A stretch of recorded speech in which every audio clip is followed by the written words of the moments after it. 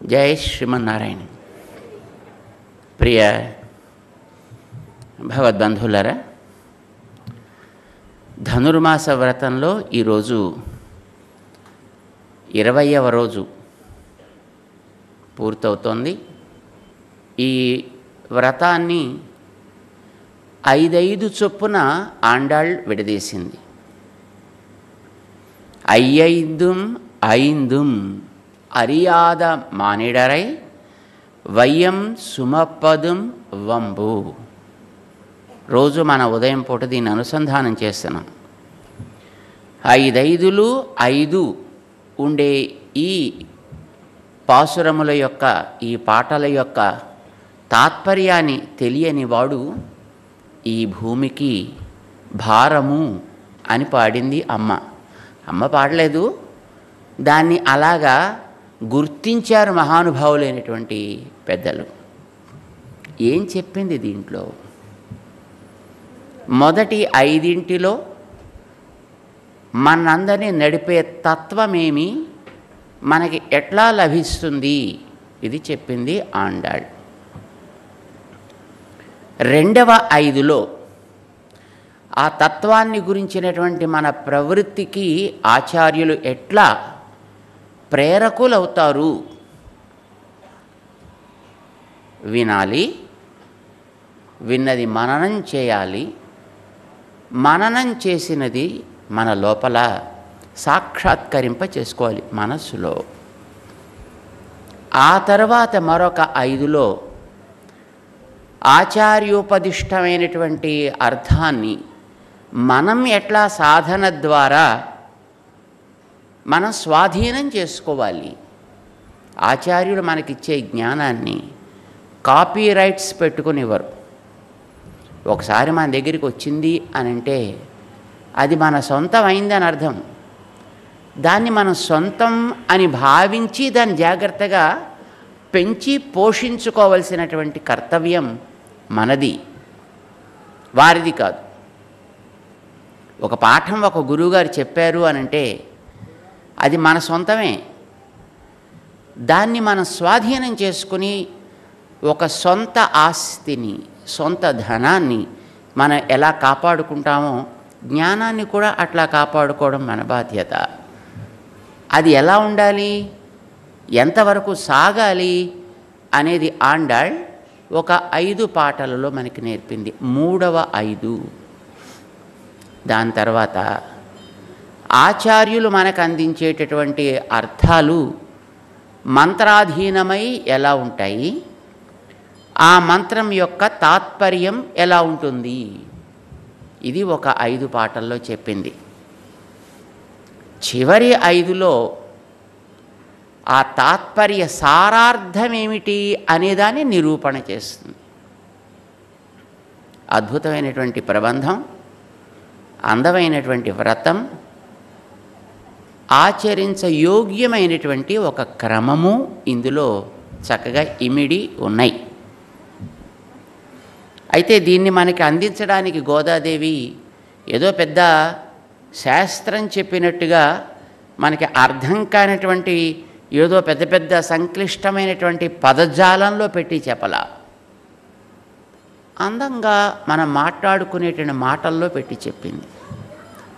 అయితే తనున్నది తమిళ భాష వ్యవహారంలో ఉన్నటువంటి స్థానం కనుక తను తమిళ భాషలోనే పాడింది.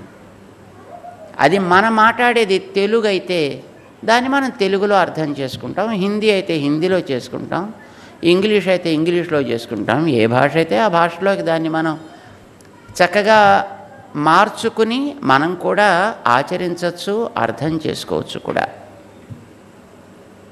ఫలించాలంటే మనకి అది మొదట ఎట్లా అవతరించిందో, ఏ భాషలో వచ్చిందో దాన్ని మనం కూడా నేర్చుకోవాలి. అప్పుడు దానికి ఒక మంత్రత్వ సిద్ధి ఏర్పడుతుంది. అంటే ఒక మంత్ర శక్తి దాంట్లో వస్తుందన్నమాట, వారు మొదట వాడినటువంటి ఆ పదజాలానికి. అందుకోసం అది మంత్రంగా మనకి పనికి రావాలంటే దాన్ని ఆ భాషలోనే అనాలి. భక్తులంతా అలాగే చేస్తారు కదండి. ఆయా ప్రాంతాల్లో ఉండేటటువంటి ఏవో కొన్నిటిని నేర్చుకునేటప్పుడు అక్కడ ఆ భాషకు సంబంధించిన కొన్ని పదాలు కూడా ఉంటాయి. అవి కూడా అట్లానే నేర్చుకుంటారు. అది హిందీ భక్తులైతే హిందీ భాషలో ఉండే ఆ పదాలు జాలాలు నేర్చుకుంటారు, దోహాలని మరొకటని. అది తమిళ భక్తులైతే తమిళం నేర్చుకుంటారు, కేరళ భక్తులైతే కేరళ నేర్చుకుంటారు, మరొక భక్తులైతే అవి నేర్చుకుంటారు. భాష ఏదైనా భావం ఉత్తమము ఉన్నతము అయితే దాన్ని స్వీకరించడం, దాన్ని మనం కూడా ఆస్వాదించడం అనేది బుద్ధిమంతుడు చేసేటటువంటి పని. అందుకే మనం తిరుపావైని మనకు అర్థమయ్యేటటువంటి రీతిలో తెలుసుకునేటటువంటి ప్రయత్నం చేస్తున్నాం. గోదాదేవి చాలా సులభమైనటువంటి గోపికలు ఒకరినొకరు మేల్కొల్పుకొని అందరూ కలిసి నందగోపుడి దగ్గరికి వెళ్ళి నందగోపుడి యొక్క భవనాన్ని జాగ్రత్తగా సంరక్షణ చేసేటటువంటి ద్వారపాలకుల్ని మేల్కొల్పి వాళ్ళని ప్రసన్నం చేసుకొని, ఆ తర్వాత నందగోపుణ్ణి ప్రసన్నం చేసుకుని, యశోదమ్మని ప్రసన్నం చేసుకుని, బలరాముణ్ణి ప్రసన్నం చేసుకుని అప్పుడు కృష్ణుడి దగ్గరికి వెళ్ళాలి. ఆ కృష్ణుణ్ణి ప్రసన్నం చేసుకోవాలంటే ముందుగా నీలాదేవి యొక్క అనుగ్రహం కావాలి, అమ్మవారి యొక్క అనుగ్రహం కావాలి. ఇది ఒక అందమైనటువంటి వైదిక సంప్రదాయం. ఇదేదో కేవలం వారు స్వకపోల కల్పితమైనటువంటి విధానం కాదు. ఇది ఆండాళ్ తల్లి చెప్పిందంతా కూడా అందమైనటువంటి వేద ప్రక్రియ. వేదంలో ఇలానే చెప్పింది మనకి, అది ఆండాళ్ మనకు అందించింది. భగవంతుడిని మనం చేరాలి అనంటే చేర్చేటటువంటి దయామయుడు కనుక భగవంతుడు దయ ద్వారా చేరాలి. అందుకే మన వాళ్ళు ముందుగా ఆ దయారూపిణి అయినటువంటి నీళా అని ఆవిడికి పేరు, ఆవిడని ప్రార్థన చేస్తారు. కృష్ణావతారంలో నీళాదేవికే ప్రాధాన్యము అని మనం గతంలో చెప్పుకున్నాం. ఈవిడ్ని నప్పిన్నై అని పిలుస్తారండి సంప్రదాయంలో. అందమైనటువంటి ఆమె. ఆవిడ తనకుండేటటువంటి అందాన్ని కేవలం తన గర్వం కోసం వాడుకోదు. ఈ అందం అనేది ఆవలి వ్యక్తిని ఆకర్షించడానికి కనుక ఆయన్ని ఆకర్షించి తన మాట వినేటట్లుగా చేసుకుని అప్పుడు తన పిల్లలైనటువంటి మనలాంటి వాళ్ళందరినీ కూడా అనుగ్రహించవయా, ఇది చెప్తుందండి అమ్మ. అందుకోసం మన అమ్మ ద్వారానే స్వామిని ఆశ్రయించాలి ఎప్పుడు కూడా అనేది ఒక నియమం అన్నమాట. భగవంతుడు మనకి సాధనము ఫలము కూడా అనేది వేదాలు చెప్పినటువంటి తాత్పర్యం. భగవద్గీత స్పష్టంగా మనకి ఆ విషయం చెబుతోంది. నాకు వేదాలు నువ్వు చదివినా, యజ్ఞాలు నువ్వు చేసినా, తపస్సులు నువ్వు చేసినా, దానాలు చేసినా, ధర్మాలు చేసినా ప్రియుడవు కావుసుమా, నేను అనుగ్రహిస్తే తప్ప. నాహం వేదై న తపసా న దానేన నచ ఇజ్యయా శక్య. నేను దేనికి అందేవాడిని కాదయా అన్నాడండి ఆయన. అయితే ఇంకెందుకు నీకో నమస్కారం. కాదయా, నువ్వు నన్ను ఎట్లా చూసావు? శక్య ఏవం విధో ద్రష్టం దృష్టవానసి మాం యథా. నన్ను ఎట్లా నువ్వు చూసావో అదే పద్ధతి ఎవరికైనా. ఎట్లా చూసావు నువ్వు నన్ను? నేను చూడడం ఏమిటి, నువ్వు చూపిస్తే నేను చూశాను. That is the way. నేను చూపిస్తే మాత్రమే ఎవడైనా చూడగలుగుతాడు తప్ప తనంతట తాను చూడడం అనేటటువంటిది అసాధ్యం. అంటే చూపించేవాడు ఆయనే. అప్పుడు ఆయన సాధనము అని అంటాం. కనిపించేది మళ్ళీ ఆయనే, అప్పుడు అది ఫలము అని అంటాం. కొంచెం సులభమైన మాటలో చెప్తా. మీరిక్కడ ఈ కొండ మీదకి రావాలి అని అంటే కొండ మీకు గమ్యం కదండి, ఇక్కడికి చేరాలి అని అనుకున్నారు. దీనిని మనము గమ్యం అని అంటాం. అంటే ఇది మనకి లక్ష్యం లేదా ఫలం, ఇక్కడికి చేరడం అనేది. ఇక్కడికి చేరిన తర్వాత ఇక్కడ మనం ఏది కావాలనుకొని మనం ఆస్వాదిస్తున్నామో దానిని సాధ్యం అని అంటాం. ఇక్కడ చేరడం ఉపేయం, మధ్యలో ఇక్కడ దాకా చేర్చినదేదో అది ఉపాయం. కానీ అక్కడికి మిమ్మల్ని ఎవరో చేర్చారే, ఇలా వెళ్ళాలి అని మనకి చెప్పారే, వాళ్ళు ప్రాపకులు. మిమ్మల్ని ఇక్కడికి వచ్చేటటువంటి విధానాన్ని వాళ్ళు ముందర ఏర్పాటు చేసిన వ్యక్తులు అన్నమాట. అది ప్రాపకము అంటాం. లక్ష్మీదేవి ప్రాపకురాలు. మన స్వామి దగ్గరికి తీసుకెడుతుంది, స్వామిని చూపిస్తుంది, స్వామిని చేరుస్తుంది. కానీ ఈ జీవితం అనేటటువంటి పెద్ద యాత్రలో ఒక పెద్ద జీవనం అనేటటువంటి ఒక మహాసాగరంలోంచి మనం బయటపడటానికి అడ్డుగా ఉండేటటువంటి కర్మ అనేటటువంటి బంధాలు ఉన్నాయే, వీటిని కట్ చేయాల్సినటువంటి వాడు భగవంతుడే, వీటిని తొలగించాల్సిన వాడు భగవంతుడే, ఇందులోంచి మనని పైకి ఎత్తాల్సిన వాడు భగవంతుడే, చేరాల్సిందే ఆయన దగ్గరికేనండి. భగవద్గీతలో ఈ మాట ఆయన స్పష్టంగా చెప్పాడండి. తేషాం అహం సముద్ధర్తా భవామి మృత్యు సంసార సాగర. ఇప్పుడు ఈవేళ మన వాళ్ళు వస్తున్నారు అక్కడికి, పైకి చూస్తే ఆయన ప్రశంసిస్తున్నట్టు అనిపిస్తుందండి, కానీ కొంచెం గమనిస్తే ఆక్షేపిస్తున్నట్టు మనకే తెలుస్తుందండి. చూడండి ఏమంటుందో, 33 కోట్ల మంది దేవతలు అంటారు. చాలామంది పాపం ఈ దేవతల్ని చూసి వాళ్ళే దేవుళ్ళని కన్ఫ్యూజ్ అవుతూ ఉంటారు. అది జస్ట్ మనకి తెలియాలి. చాలామంది ఏమండి మన వాళ్ళకి బోళ్ళంతమంది దేవుళ్ళండి అని అంటుంటారు. తెలియక, దేవుళ్ళు ఎప్పుడు బోళ్ళంతమంది కాదండి, దేవుడు ఒక్కడే ఉంటాడు. కానీ దేవతలు చాలామంది ఉంటారు. ఎందరు దేవతలు? 33 కోట్ల మంది, 3,000,000 దేవతలు అన్నారండి. అయితే మనకి వేదం చెప్పింది 33 కోట్ల దేవతలయ్యా అందండి. 33 కోట్లుట. మొత్తం ఈ ప్రపంచం అంతా ఈ 33 కోట్ల దేవతల ద్వారా నడుస్తోంది.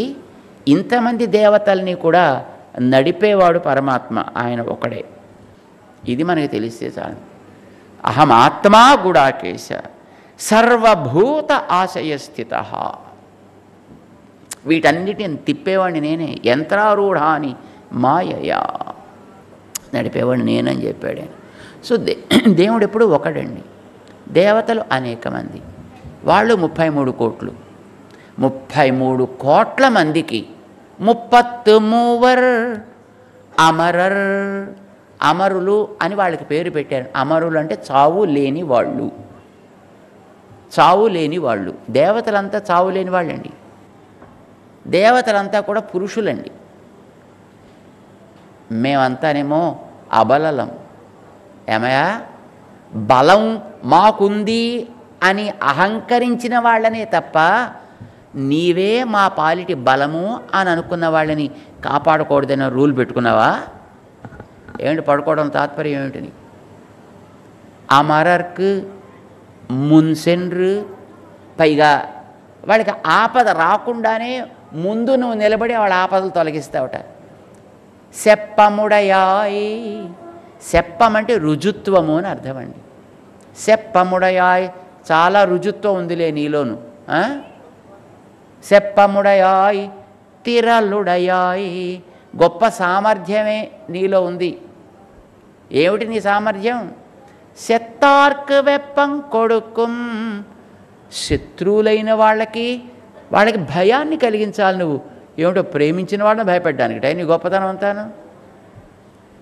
అమాయకుల మీదేనా నీ ప్రతాపాలన్నీ? ఆండాళ్ళ తల్లి కొంచెం గట్టిగానే వాయిస్తోందండి. రుజుత్వము అని ఒక పదం అండి. రుజుత్వం అంటే మాట, మనస్సు, చేత. అంటే ఏం పని మనం చేస్తామో అది మాటకి తగ్గట్టుగా ఉండాలి. ఏ రకంగా మా శత్రువులని నిర్మూలించినా నీకు అదేమి దోషం కాదయ్యా. నువ్వు తూ ఇలేరాయి, లేవయ్యా, మేము వచ్చామయ్యా, అందరం కూడా నీ సన్నిధికి చేరామయ్యా, పడిగాపులు పడుతున్నామయ్యా, లేవయ్యా అని ప్రార్థన చేశారు.